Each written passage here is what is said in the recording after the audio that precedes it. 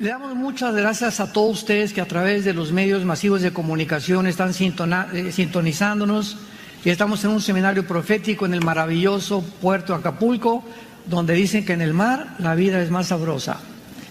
Así que nos da mucho gusto venir y estar en esta iglesia Villanueva aquí en Acapulco, y vamos a comenzar hoy la primera conferencia de este seminario de profecías, y quiero comenzar con el tema que se titula El Tribunal de Jesucristo. El Tribunal de Jesucristo. Abran sus Biblias, todos ustedes los que la traen, en la primera carta a los Corintios, capítulo 3, versículos del 10 en adelante. 1 Corintios 3, del 10 en adelante.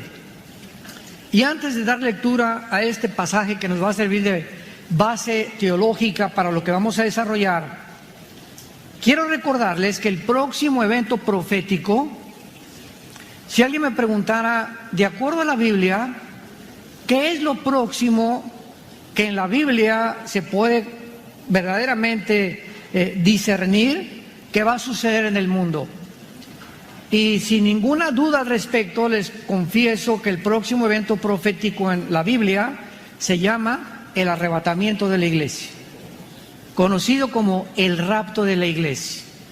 Así que en cualquier momento millones de personas vamos a desaparecer de este planeta.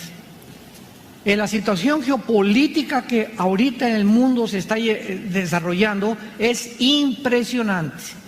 Las naciones como Rusia, Irán, Siria, Turquía, que se han unido en el oriente contra las naciones del occidente, la OTAN, las naciones de Europa, Estados Unidos.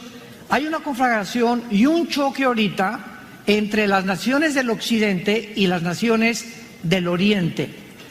Y esta conflagración se profetizó hace 2700 años en el libro de Ezequiel. Mañana en la tarde vamos a ver mucho de esto. Y ahí en el libro de Ezequiel, capítulo 38 y 39, se mencionan los protagonistas de estas naciones, damas y caballeros, santos que nos visitan, donde estas naciones se encuentran ya alineadas como las que se están enfrentando hace 2700 años, profetizadas por los profetas hebreos, y ante nuestros ojos el escenario final de los tiempos somos nosotros, la primera generación de poder testificar. Estas evidencias de la Biblia nos hablan que este libro es un libro sobrenatural. Nadie más que Dios pudo haber puesto el futuro en un orden cronológico, como se encuentra en las páginas de la Biblia. Por ejemplo, en el capítulo 41 de Isaías, capítulo 45, Dios dice: anúncienme ustedes lo que viene y lo que está por venir, como hago yo desde que establecí al pueblo antiguo, que es Israel, desde la antigüedad. Entonces, estamos nosotros abriendo un libro maravilloso. Y de todos los libros que tú conozcas, el Popol, los Vedas, el Ramayana, el Tripitaka de Buda, el Corán del Islam, el libro que tú me puedas mencionar, lo ponemos aquí a la derecha y ponemos la Biblia del lado izquierdo, y no existe ningún libro sagrado que tú menciones que se pueda comparar con las Sagradas Escrituras. Ningún libro sagrado contiene la única palabra que distingue al cristianismo de todas las demás religiones. ¿Sabes cuál es esa palabra que solo se encuentra en la Biblia y que ninguna religión tiene? La palabra gracia. La palabra gracia, desconocida completamente hasta por los mismos cristianos, que significa que el Dios de la Biblia nos perdona nuestros pecados sin que nosotros tengamos que trabajar por ellos, ni ir a la villa, ni tratar de hacer buenas obras o sacrificios, sino que se nos regala la salvación por la gracia de Dios en una cruz. Cuando Dios castiga a su Hijo en nuestro lugar para darnos un perdón que no merecíamos ninguno de nosotros, y simplemente por la gracia de Dios, para que después que recibamos la salvación, las buenas obras no son para ganarnos la salvación, son para demostrar y justificar, como dice Santiago 2, que realmente hemos recibido la salvación. Pero las buenas obras que hacemos no son para ganarnos la salvación ni para ganarnos el favor de Dios, sino simplemente para demostrar que ha habido un cambio radical, revolucionario en nuestras vidas. Entonces, después del rapto, ¿qué sigue? Es lo que vamos a ver. Cuando desaparezcamos y venga Cristo por nosotros, nos vamos directamente al cielo. Mire, hagan de cuenta que nos encontramos ahorita, aquí está la cruz y viene el rapto, y en el momento que viene el rapto, pueden pasar 2 años o 3 años, o puede ser al otro día que comience la tribulación, cuando el anticristo confirme un pacto con los judíos y con otras naciones alrededor del Medio Oriente. Entonces, si nos vamos nosotros con Cristo hoy en la noche al cielo, van a pasar aquí en la tierra 7 años de tribulación, y mientras estemos en el cielo, ¿qué va a pasar? De eso se trata la conferencia de esta tarde. Mientras estemos en el cielo, vamos a enfrentarnos al tribunal de Cristo. ¿Qué significa esto?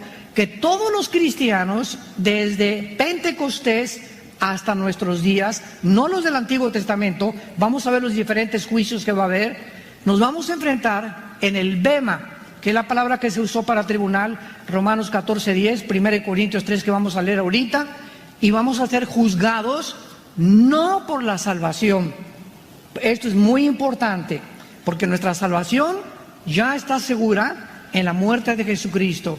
Vamos a ser juzgados por los motivos con los cuales servimos a Dios. Vamos a ser juzgados por la fidelidad que demostramos en las cosas que Dios nos encomendó. Hay muchos que Dios les ha encomendado ganar millones de almas, otros son pastores y tienen iglesias grandes, otros nunca fueron pastores, otros fueron buenos padres de familia, otro fue un hermano que era el que le cargaba el portafolio al pastor, o los edecanes que abrían la puerta y viene el rapto y nunca predicó o nunca tuvo oportunidad de viajar y ganar las almas. Pero lo que Cristo va a recompensar es la fidelidad. Ese hermano fue fiel con el pastor, le sirvió al pastor, ayudó, estuvo abriendo la puerta, la hermanita Chole venía y limpiaba los domingos las sillas, no podía hacer nada más que orar, la pura viejecita. Cuando venga Jesucristo va a premiar Dios su fidelidad y el motivo sincero por cual hizo lo que ella hizo. Entonces, el tribunal de Cristo es el próximo evento después del rapto que vamos a pasar ahí en el cielo. Y quiero decirles algo, en ese tribunal donde Cristo nos va a juzgar por todas las obras que hicimos, ahora sí que después de la salvación, muchos van a ser recompensados, y la Biblia menciona 5 coronas, que vamos a ver al final, 5 coronas. Pero muchos cristianos, como lo vamos a ver ahorita, van a pasar de panzazo, con 6 de calificación. Y muchos cristianos dicen, bueno, pero por lo menos pasé, y por lo menos estoy en el cielo, sin darse cuenta, ni haber estudiado en la Biblia, que no se trata simplemente de llegar al cielo, porque esa no es nuestra meta. Nuestra meta es que cuando nosotros lleguemos a enfrentarnos a Jesús como el juez de nuestras obras, de nuestros pensamientos y de las palabras que hicimos, de la generosidad que vivimos, de la fidelidad que tuvimos, muchos cristianos van a sentarse en tronos. Muchos cristianos van en la otra vida, en los nuevos cielos y la nueva tierra, van a gobernar otras galaxias. Porque es a nosotros, escuchen esto, la iglesia, a quien se nos ha entregado el gobierno del futuro cósmico, no a los ángeles. Los ángeles ahorita son superiores a nosotros en poder y en sabiduría, pero cuando nosotros seamos premiados y recompensados, lo vamos a ver, nosotros vamos a juzgar a los ángeles y vamos a estar arriba de los ángeles, y ellos van a estar debajo de nosotros, porque ellos nunca conocieron la gracia de Dios.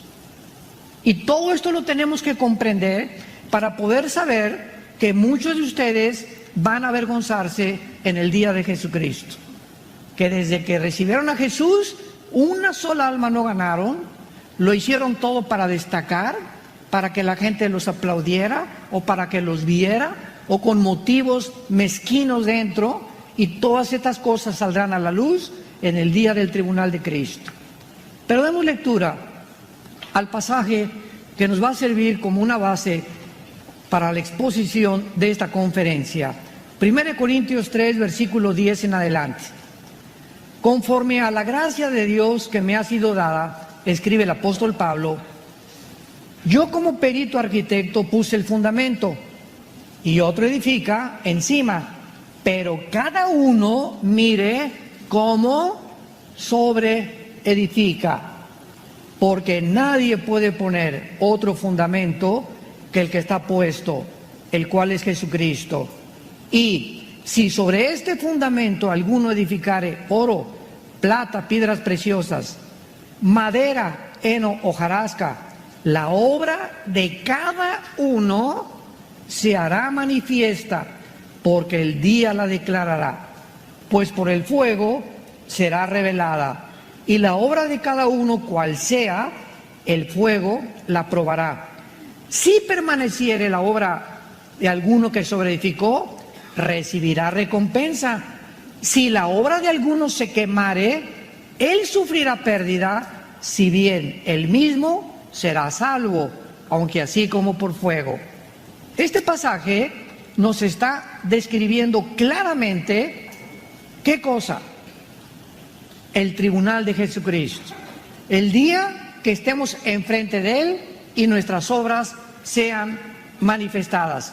Noten ustedes las dos clases de materiales que el apóstol Pablo usa para poder comparar la calidad de nuestra vida. Dice en el versículo 12, oro, plata y piedras preciosas. Son tres elementos que no son flamables. Y sin embargo, por el otro lado, dice la Biblia, la madera, el heno y la hojarasca se incendian y se convierten en ceniza. Esto quiere decir que cada vez que tú haces algo en la vida, un vaso de agua que tú le des a alguien, una limosna que le des a una persona, un cojito, por ejemplo, en la calle, una persona ciega, una viejita que apenas está caminando, o un señor que te quiere lavar los vidrios del carro, y quítate viejo, tú no me estés aquí molestando, y le das 2 o 3 pesos, que ya dos o 3 pesos, mejor no le des nada. ¿Verdad? Digo, es una burla ya esas cosas, ya son como limosnas cuando pertenecíamos a la iglesia romana, que nos pasamos la limosna, echábamos lo que nos sobraba, ¿verdad? Entonces tenemos que nosotros darnos cuenta que lo que hagamos, lo hagamos de corazón. Y cuando fue de corazón y de buena intención, estamos guardando esas obras. Pero todo lo que hiciste en tu vida cristiana hasta el momento de tu muerte, con intenciones equivocadas, se van a quemar. Van a desaparecer, porque ante los ojos, el cantante fulano de tal compró un asilo para ancianos, y la cantante y la artista fulano de tal o tal político hizo un orfanatorio para niños. Y toda esta paja y todo este heno que nosotros vemos, que la gente, políticos, cantantes, famosos, hacen para poder limpiar sus conciencias y para que vea la gente que son caricativos, porque lo hacen para llamar la atención, no les será reconocido jamás por Jesucristo. Por eso dice en Isaías que nuestras buenas obras muchas veces son como trapos inmundos que no tienen ningún valor, cuando Dios sabe que lo hacemos con un corazón equivocado. Muy bien, veamos ahora a continuación los 5 juicios futuros que la Biblia menciona. El primero, que es el que acabamos de comenzar a ver, es el tribunal de Jesucristo. En 2 Corintios 5, versículo 10, el apóstol Pablo vuelve otra vez a confirmarlo. 2 Corintios 5:10. Porque es necesario, dice Pablo, y noten ustedes que él se involucra. Dice que todos nosotros, o sea, Pablo, está contándose a él que él también va a estar en este juicio. Es necesario que todos nosotros comparezcamos ¿ante dónde? Ahí está la palabra, el tribunal de Jesucristo, que es el tema de esta tarde, con el cual comenzamos este ciclo de conferencias.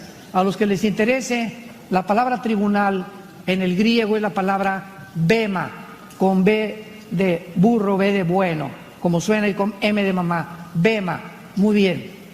¿Qué era el bema entre los griegos?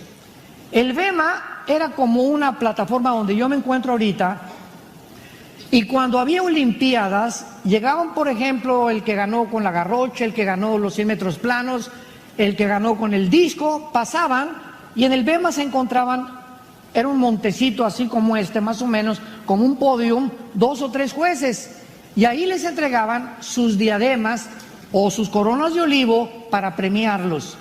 Entonces, esto nos habla que cuando estamos en el cielo va a haber así una multitud impresionante de todos los cristianos desde Pentecostés hasta nuestros días, donde Jesucristo estará como un juez así sobre una cosa elevada, y donde vamos a pasar cada uno de nosotros a recibir o a ser rechazados o a ser recompensados por toda la eternidad. Esto es lo que significa la palabra bema, porque fue el lugar que los griegos usaban como una corte de justicia o para premiar a los deportistas. Entonces dice Pablo, es necesario que nosotros comparezcamos ante el tribunal de Cristo. Y escuchen para qué. Para que cada uno reciba según lo que haya hecho mientras estaba en el cuerpo, sea bueno o sea malo. En otras palabras, dice la Biblia por todo el Nuevo Testamento, no nos cansemos de hacer el bien. No nos cansemos de sembrar. No nos desanimemos por las circunstancias del mundo, donde estamos nosotros en un mundo completamente oscuro ya. Dice la Biblia, las tinieblas cubrirán el planeta Tierra, pero en ustedes resplandecerá la luz. Y desde el Antiguo Testamento hasta nuestros días, cuando Sodoma y Gomorra llegaron al colmo, Dios sacó a Lot. Cuando el mundo llegó al colmo, mandó el diluvio y sacó a Noé, a su esposa, a sus 3 hijos y a sus 3 nueras. Cuando en Egipto las cosas estaban tremendas, Dios los hizo que pasaran por el Mar Rojo y dejaran atrás la esclavitud. Dios siempre hará diferencia entre los cristianos fieles, los que no se han desanimado, los que no son de domingo solamente, que vienen aquí y traen su estampita de San Mateo, ¿verdad? Y nomás llegan a persinarse, a calentar la silla, y de lunes, martes, miércoles, jueves y viernes, nunca ni en su compañía, en su oficina, en su bufete, en su consultorio médico, le han hablado a nadie de Cristo. Ni a la mesera que los atiende en Sanborns no le da ningún folleto, al elevadorista, al lechero, a la tortillera, al taxista. O sea, pasamos por este mundo como si realmente jamás hubiéramos tenido un encuentro sobrenatural con el Hijo de Dios. ¡Qué triste! Y cuando nos enfrentamos con esta realidad de que después de la vida hay recompensas, esta es la razón por la cual la Biblia dice que durante 3 siglos, los primeros 3 siglos de la época cristiana, millones de mártires murieron en el Coliseo romano y los echaban con los leones. Imagínate nada más con tu hijito de 13 años o de un chiquito de 1 año o un bebé cargándolo aquí, y le abren la jaula a los leones y se te vienen encima los tigres y los leones. ¿Y qué decían? No, sí, César, mejor sácanos, sí, renuncio a Cristo. ¿Eso dijeron? A otros los amarraron en las antorchas y los quemaron vivos. A otros los enterraban con sus cadenas en su orín y en su excremento. 3 siglos, casi 300 años, los cristianos primitivos murieron por sus convicciones. ¿Y tú? Ay, no, que nadie sepa que soy cristiano en el trabajo. Que en la escuela no digan que soy cristiano. En Navidad, ay, don Pancho, supimos que usted se hizo cristiano. Yo, bueno, voy a la iglesia, pero así cristiano, fanático, esos aleluyos no soy. Qué increíble que Jesús haya muerto en una cruz por nosotros, casi se me desnudo, y que 300 años los cristianos vivieron y murieron por Jesús. Y la generación de cristianos del siglo XXI son la mayor parte cobardes, escondiéndose siempre de que alguien los pueda clasificar como cristianos. Cuando ahora quiero decirles algo, ahora nosotros somos la primera generación de cristianos que nos podemos enfrentar ante cualquier auditorio, llámale físicos, astrofísicos, abogados, psiquiatras, psicólogos, de cualquier disciplina académica que tú quieras, y demostrarles con la Biblia que la Biblia hace pedazos cualquier sistema de filosofía humana. Cualquier sistema de filosofía humana. De 1945 al año 2000, al 2001, prevaleció la democracia. Y Estados Unidos se levantó con la supremacía militar, económica y política del mundo. Y la democracia, todos quisieron seguir el modelo democrático de Estados Unidos. Entramos al 2001, viene Putin y viene a cambiar las cosas, ¿verdad? La democracia ya no es democracia actualmente, porque ya es una mentira que el pueblo gobierne, que el pueblo tenga la decisión. Aunque México es una república, lo mismo tampoco funciona. El comunismo fracasó en 1989, cuando Mikhail Gorbachev dijo que el comunismo fracasó en Rusia y que la ideología marxista y de Engels era un fracaso, que no servía para nada porque sacaron a Dios de Rusia y porque aislaron del capitalismo. Vuelve a resurgir otra vez el comunismo, el socialismo, y estamos en una confusión actual tremenda donde ya no sabe el mundo ni los políticos qué sistema usar para gobernar. Antes de que fuera cristiano, yo pertenecía al Partido Comunista Mexicano. Fui un ateo antes de ser cristiano. Y en mis tiempos de comunismo, el libro que escribió Marx del Capital con Federico Engels decía claramente: para que tú seas comunista tienes que ser ateo, número 1. 2, tienes que ser humanista. No humanitario, humanista. ¿Qué significa esto? Que tienes que creer que el hombre es el único que puede traer soluciones a la sociedad. 3, tienes que ser evolucionista o darwiniano, que venimos de los animales y de tu madrina la chita. 4, que tenemos que ser completamente relativistas, o sea, no hay bien ni hay mal, es lo que tú pienses. Y ya vemos nosotros a finales del siglo los países disque comunistas en Sudamérica, ya verdad, antes de morir confesándose con el Papa y con su crucecita. Ahora sí los líderes comunistas, oye, eso no es el comunismo, por el amor de Dios. Se deshizo completamente esa ideología. Entonces estamos en un mundo donde los sistemas filosóficos del hombre, porque son del hombre, se están desbaratando. Ya no sabemos a qué árbol arrimarnos. Ahora llegamos al colmo ya de no saber qué es un hombre y una mujer. Eso ya es el colmo de los colmos. El hombre ya no es hombre y la mujer ya no es mujer, y la familia no es un hombre y una mujer y los niños, la familia es un hombre con hombre y una mujer con una mujer. Ahí es cuando ya llegamos al colmo de la... Perdóname, Señor. Al colmo de la hipocresía y al colmo ya de donde ya después de eso ya no hay nada más. Ya no hay cosa peor en el mundo que eso. Porque la familia es la base de la sociedad. Es la institución más santa y más sagrada que existe, el matrimonio. Y cuando el matrimonio es redefinido, es cuando la sociedad ha llegado a manifestar el síntoma más alto de descomposición social. Ahí nos encontramos, esta generación que estamos ahorita escuchando estas conferencias. Y mientras más oscuro se ponga todo, más fuerte es la luz. Y es cuando podemos brillar hoy más que nunca. Y esta es la razón por la cual estamos desafiando, ¿verdad?, estudiantes y cosmólogos y psiquiatras y personas físicas, matemáticas y abogados y psicólogos que están locos todos pensando que por aquí, por allá, esto y el otro. ¿Tú sabes que en todos los hospitales psiquiátricos no hay ninguna sanidad para ninguna paciente? ¿Tú lo sabías? Todos los hospitales psiquiátricos del mundo entero, ¿sabes cómo manejan a los enfermos? Con chochos. con químicos. ¿Por qué? Porque no tienen otra manera de poder sanarlos, ni tampoco de poder curarlos. Así está bien. Entonces, estamos incapaces de poder darle solución a problemas que van más allá de nuestra capacidad para resolverlos como seres humanos. No somos dioses. Y es el punto al que ha llegado la sociedad, a creernos dioses. Y nunca el mundo, con tanta tecnología, con tantos avances científicos, se había enfrentado con un mundo tan pobre moralmente. El segundo juicio es el de los creyentes del Antiguo Testamento. Es importante, como teólogos o como estudiantes de la Biblia, entender la diferencia entre Israel y la iglesia. Muy importante. Ahora que venga el rapto, los santos desde Adán hasta la cruz no van a resucitar.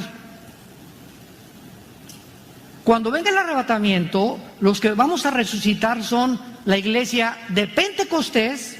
Ahí comenzó la iglesia hasta nuestros días. Porque en Pentecostés vino lo que se llamó el bautismo con el Espíritu Santo. ¿Qué significa esto? Es la doctrina que nos enseña que los cristianos, en el momento que recibamos a Cristo, somos fundidos, amalgamados, hechos uno en el cuerpo de Cristo. Entonces, ¿qué es la iglesia? Es el cuerpo de Cristo. Él es la cabeza. La iglesia no son los edificios, no son los castillos, las catedrales. La iglesia somos nosotros. El altar ya no es aquí el altar. Hay cantidad de iglesias que dicen pasen al altar. Bueno, el altar ahora está aquí. El altar somos nosotros aquí adentro. Este es el altar. En el Antiguo Testamento el altar tenía que mantenerse encendido. Y ahora le dice Pablo a Timoteo, mantén el fuego, aviva el Espíritu Santo que está dentro de ti. O sea, ¿qué es el altar? La Biblia es como el comal donde muchas hermanas hacen los tamales o el carbón, ¿verdad? Que le tienes que hacer así. ¿Para qué? Para que el fuego, los carbones no se apaguen. Y dice Dios, aviva el fuego. O sea, dentro de nosotros Dios prendió un fuego. Este fuego es el fuego del Espíritu Santo. Tú lo tienes y yo lo tengo. Pero dice Efesios que lo puedes apagar, que lo podemos apagar. ¿Cómo? Con el pecado. El momento que tenemos un pecado que no confesamos, se apaga dentro de nosotros. Y cuando comienza a apagarse dentro de nosotros, no significa que perdemos la salvación, significa que perdemos la dirección del Espíritu Santo. Y comienzas a tomar decisiones que te vas a arrepentir por lo que hiciste. Porque tomaste decisiones, te casaste equivocadamente con un hombre o con una mujer, o compraste un carro que no debías comprar, o una casa que no debías de comprar, o hiciste algo que no fue guiado por el Espíritu Santo. ¿Por qué? Porque lo tenías dentro de ti apagado. Y entonces recogemos la cosecha porque la tenemos que recoger. Esto se llama la ley de la responsabilidad individual en la Biblia. Toda decisión que tú tomes y que yo tome, cualquier decisión que tú hagas, tiene consecuencias para el bien o para el mal. Y tus papás, y tus tíos, y tus maestros, y tu exesposo no tienen la culpa hasta que aceptemos que somos lo que somos. Por las decisiones que nosotros hemos tomado, comenzamos a madurar.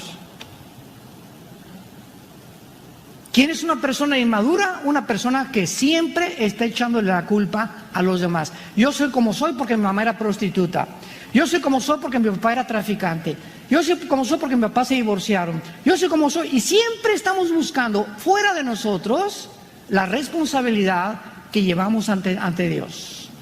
Entonces, esto es importante que nosotros lo comprendamos para que podamos realmente entenderlo. Vayamos a Daniel capítulo 12 y veamos que los santos, porque en el Antiguo Testamento no se le llamaba cristianos. ¿Saben por qué? Bueno, ¿qué significa la palabra cristiano?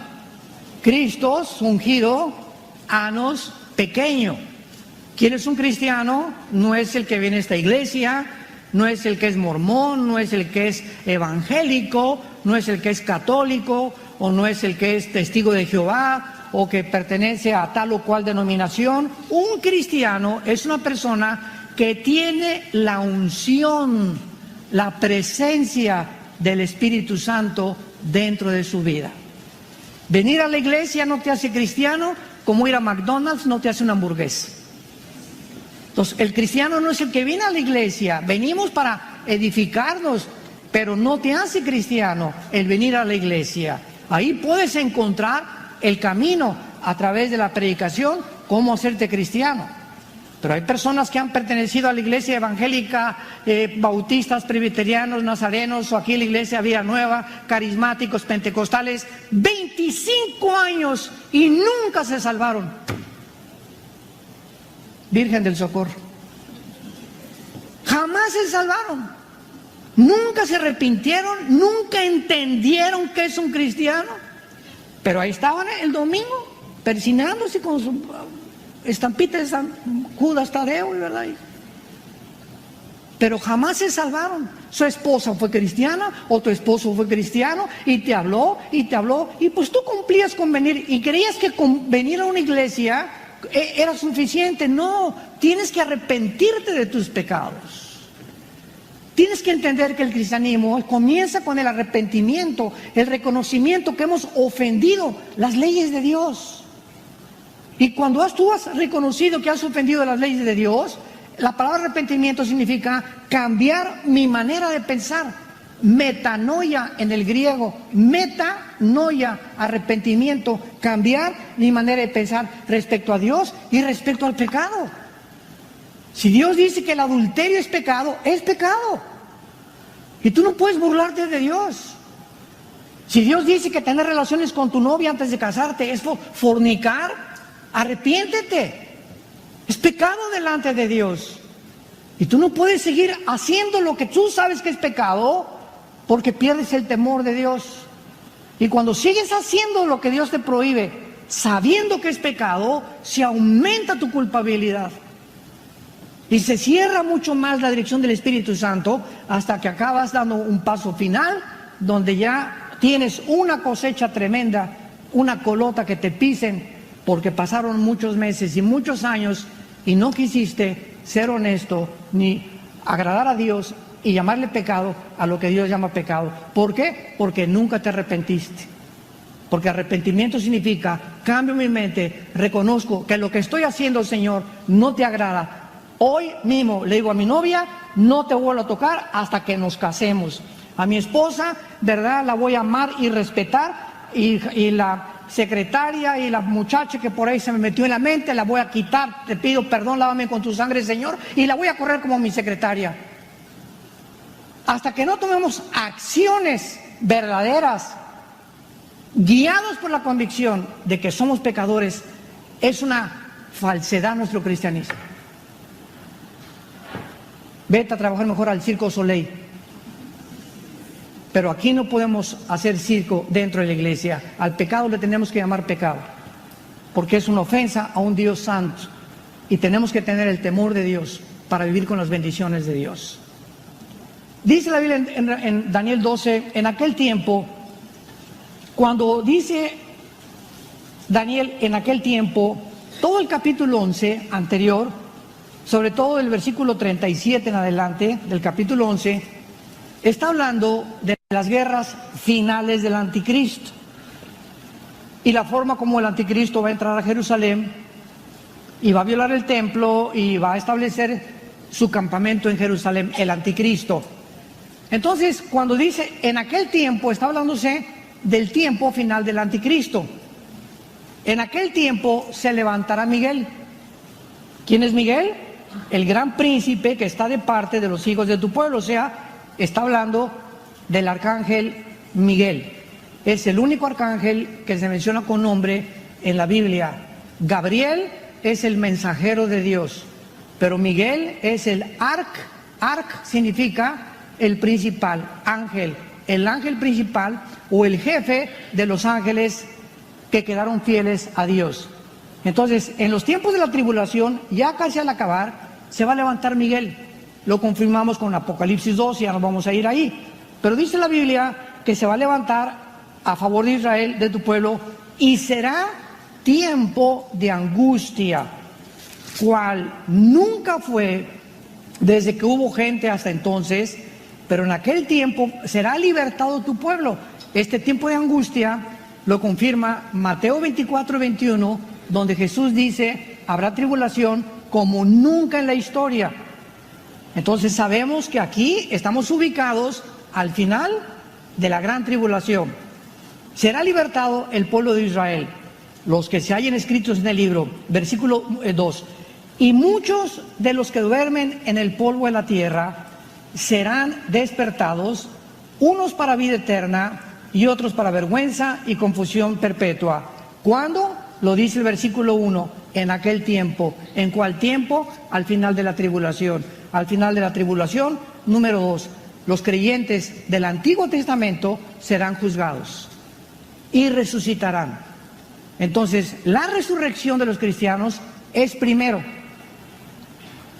Y después viene la resurrección de los creyentes del Antiguo Testamento hasta la segunda venida de Jesucristo. ¿Por qué? Porque los creyentes del Antiguo Testamento no pueden estar en el tribunal de Cristo. Qué interesante está todo esto, ¿verdad? Y todo está en la Biblia. Ellos no tenían la llenura ni la permanencia del Espíritu Santo como nosotros. En el Antiguo Testamento no se les podía llamar cristianos, porque no estaban ungidos. El Espíritu Santo venía sobre David y escribía Salmo 22, Dios mío, ¿por qué me has desamparado? Sobre mi ropa echaron suertes, mi corazón fue como la cera, son como toros de Basán enfrente de mí. David estaba escribiendo 1000 años antes de la muerte de Cristo, la crucifixión. Y se iba el Espíritu Santo. Venía Sansón y entraba el Espíritu Santo. Muchas veces pintan a Sansón como Rambo, ¿verdad? Pero cuando pintan a Sansón como Rambo, le están atribuyendo su fuerza a sus músculos, ¿no? Pero Sansón era como tú y como yo, a lo mejor era flaco, como el pastor Gustavo, ¿verdad? Dichosos los que están delgados, ¿verdad? O sea, no significa que no estemos así, que seamos fuertes. Pero ¿qué pasaba cuando venía el Espíritu Santo sobre Sansón?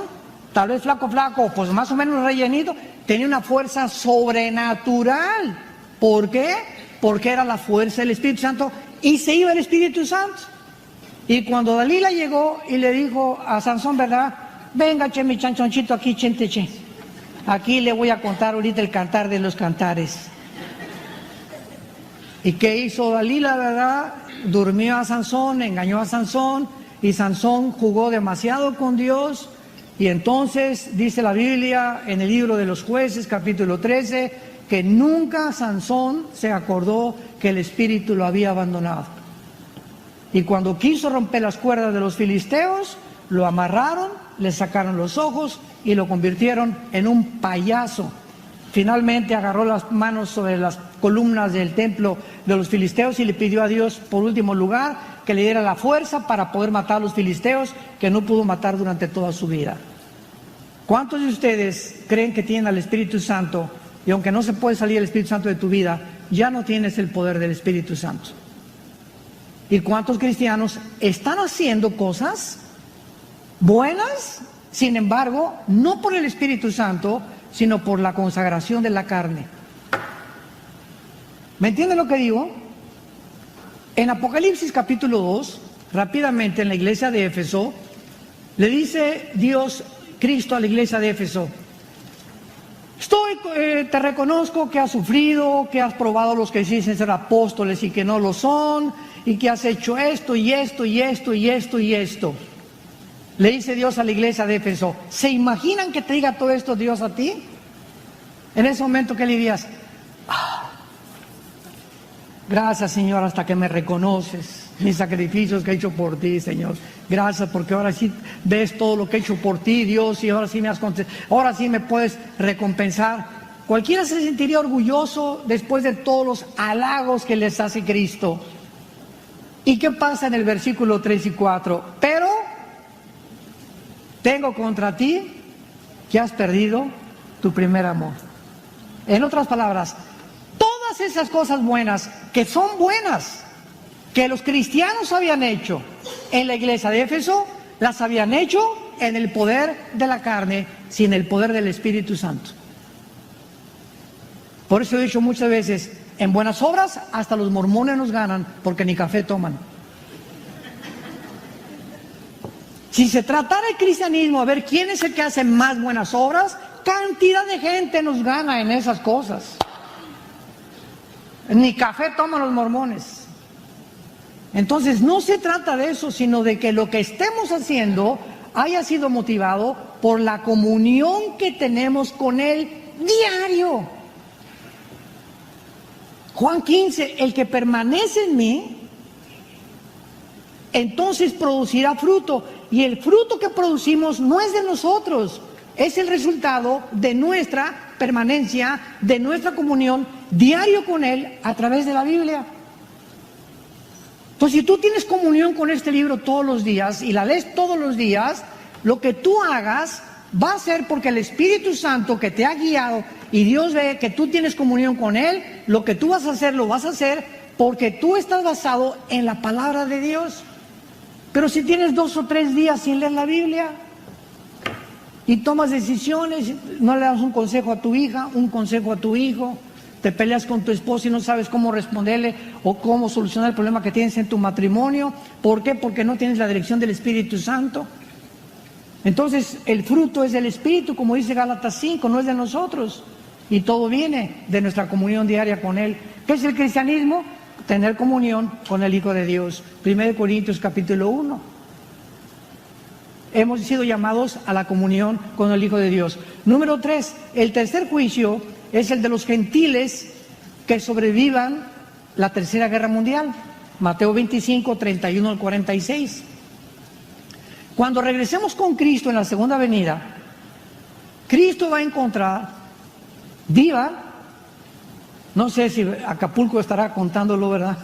O México, pero cuando Cristo regrese, solamente 1/3 de la humanidad sobrevivirá. 1/3 parte. Entonces, de esos seres humanos que sobrevivan a la Tercera Guerra Mundial, la batalla del Armagedón, cuando Cristo regrese, Él ahí, aquí en la tierra, los va a juzgar y va a apartar a los cabritos de las ovejas. Y la mayor parte de ellos serán judíos. Entonces, este es el tercer juicio a estos gentiles y a estos judíos que sobrevivan a la tribulación. Es el tercer juicio de Dios. El cuarto juicio será a los ángeles caídos de Satanás. 1 Corintios capítulo 6, versículos del 1 al 3. 1 Corintios 6, del 1 al 3. Esto es tremendo. Y dice así: ¿osa alguno de vosotros, cuando tiene algo contra otro, ir a juicio delante de los injustos y no delante de los santos? Y les dice Pablo a los cristianos de Corintio: ¿qué no saben que los santos han de juzgar al mundo? Vamos a juzgar nosotros, la iglesia, al mundo. Y si el mundo ha de ser juzgado por vosotros, ¿sois indignos de juzgar cosas muy pequeñas? ¿O no sabéis que hemos de juzgar a quiénes? A los ángeles. Nosotros, pobres criaturas frágiles, seres humanos, indignos, vamos a ser y formar parte del gran jurado contra los ángeles que se rebelaron contra Dios.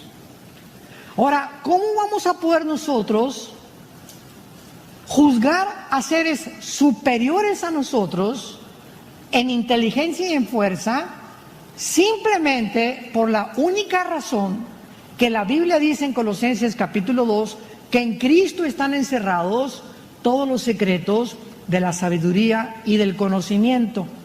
Y el cristiano que vive en comunión con Cristo tiene la sabiduría superior a la de los ángeles, por la cual esa sabiduría e inteligencia espiritual que tenemos ya dentro de nosotros y la vamos desarrollando mientras más crecemos y más conocemos a Dios, llegaremos a una capacidad impresionante de ser jueces de los mismos ángeles.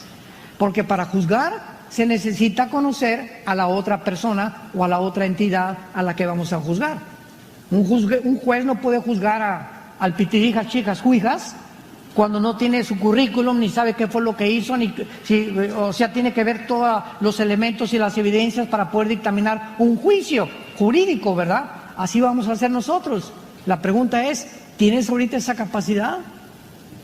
Les dice Pablo, si en la iglesia entre ustedes todavía no se andan juzgando unos a otros equivocadamente, ¿cómo piensan entonces el día que lleguemos con Cristo juzgar a los ángeles y juzgar a los demás?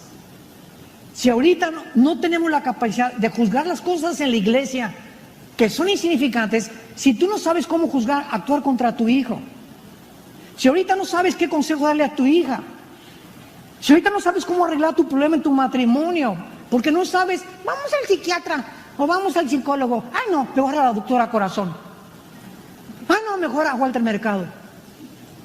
Si somos incapaces ahorita de no saber qué hacer en las circunstancias que enfrentamos, ¿cómo puede Dios calificarnos cuando estemos en el tribunal de juzgar a los ángeles y a los demás de la iglesia?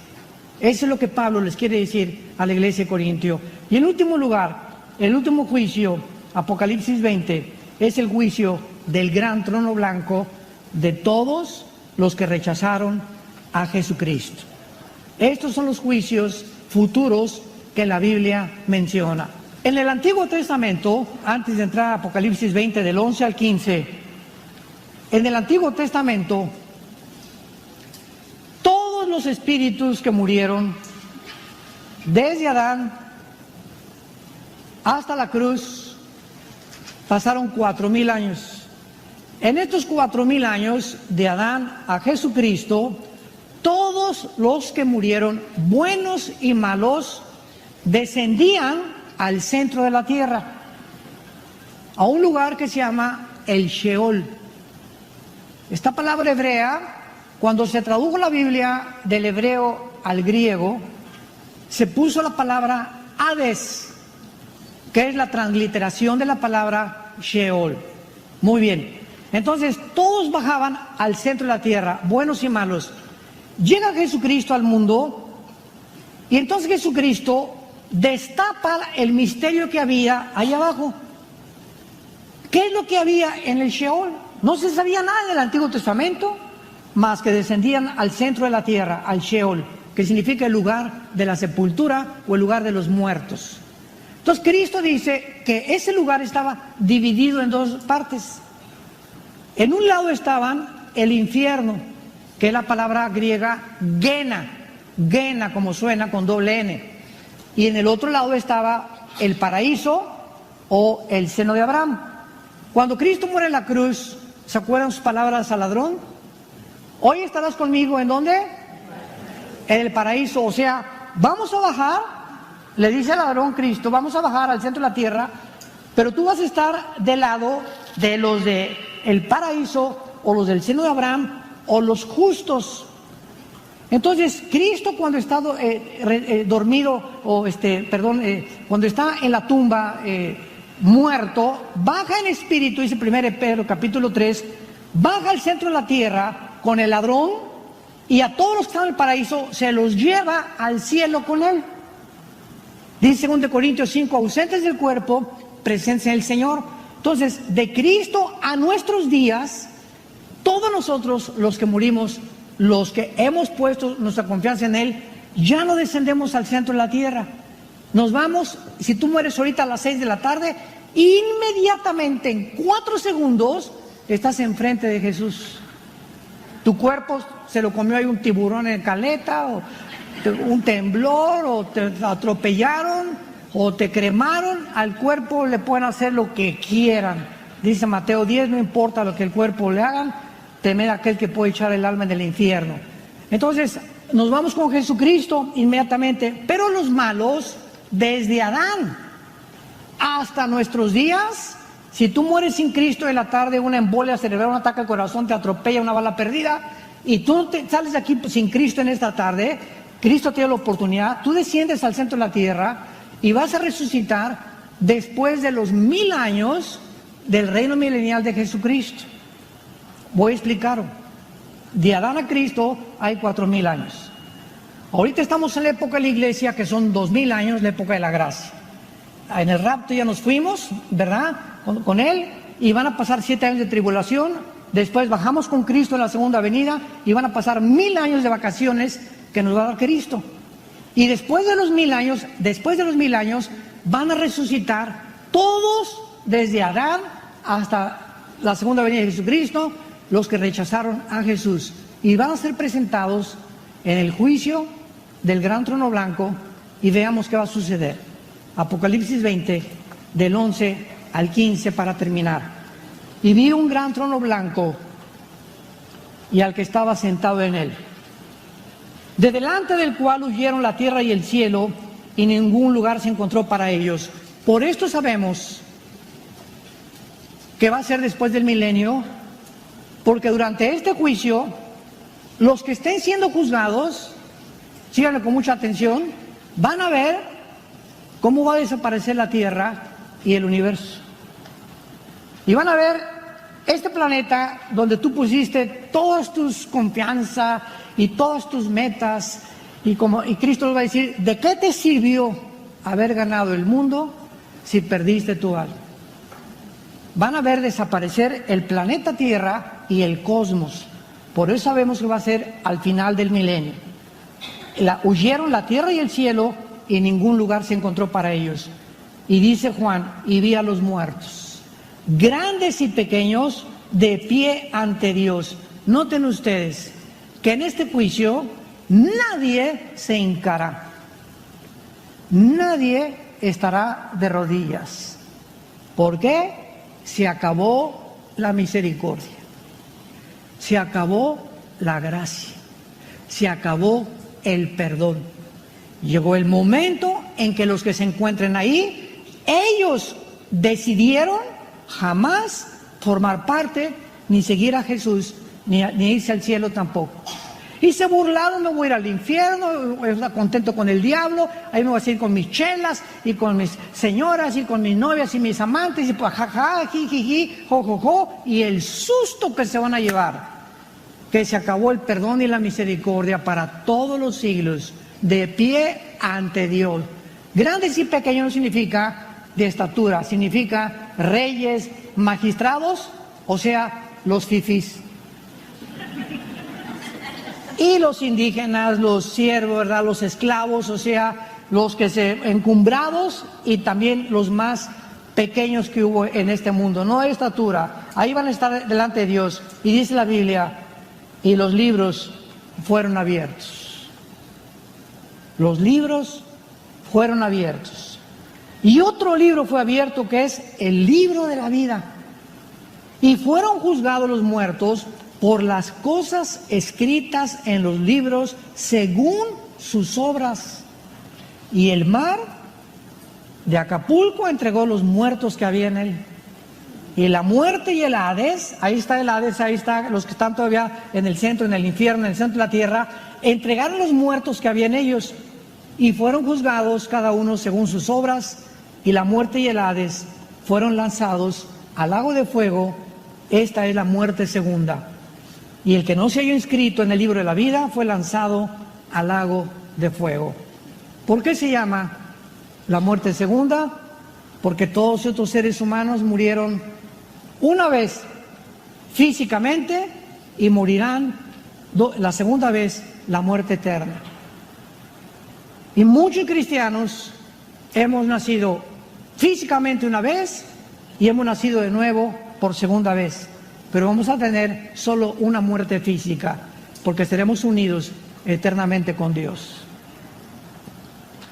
¿En qué situación te encuentras tú, pecador que me escuchas en esta tarde? ¿En qué situación te encuentras tú, matrimonio que han venido a estas conferencias? ¿En qué relación se encuentran ustedes como pareja? Ustedes, muchachos que están aquí también, ¿en qué relación te encuentras con tu novia? ¿En qué relación te encuentras con Dios en este momento? ¿Qué pasaría si ahorita saliendo viene el rapto y nos lleva? Que estoy seguro ya en cualquier momento puede suceder esto.